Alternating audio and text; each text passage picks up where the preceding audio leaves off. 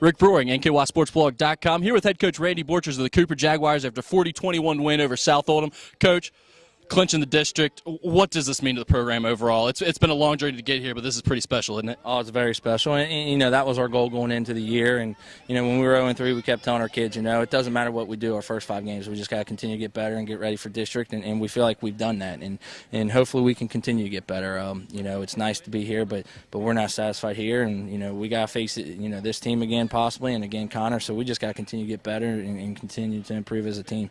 You knew back, I remember talking to you after the Ryle game, first game of the season, that this team was special. I mean, they had it inside of them. You said that after the game. We've got to adjust some things as a coaching staff. We got to make some changes, but this team's going to come around. What did you see in this team before the season that made you know they were so special? Well, we got a couple great leaders in Tyler Morris and A.J. Collins, and besides that, we were very young, and we knew we were young going into the season, but we felt like we had some key players coming back from last year, and we had a couple kids that came out, and defensively, we felt like we were very solid. From the day one, we felt like we were going to be really good defensively, and we just felt like if we could get our offense going, our defense is going to keep us in ball games, and our offense is starting to click now, and really our offense played great tonight, and Tyler Morris did a great job, threw some great passes, had some big runs. A.J. Collins is always there making some nice runs, so we're coming together. Our line continues to get better. And if we can just keep our defense together and stay healthy, we really feel like we can make a nice little run at this. And when you talk about your defense, they've been so good all year, even in those games that you've lost, holding teams down.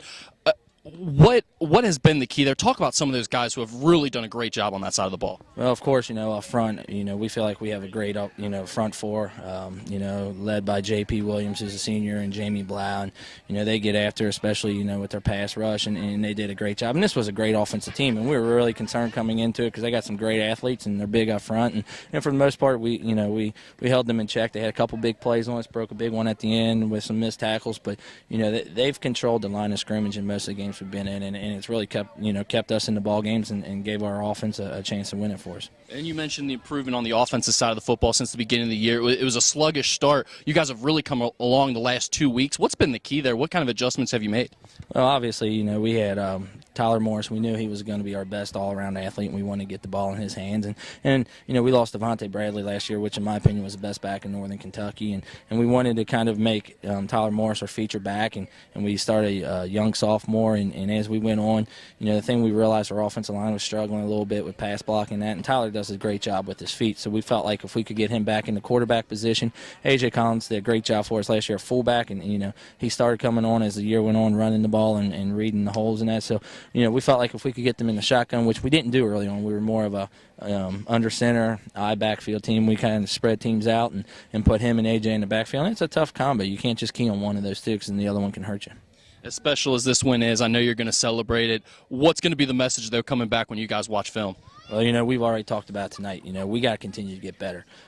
You look at South Oldham and Connor, and that Connor game last week was a great game, and this was really a good game tonight too.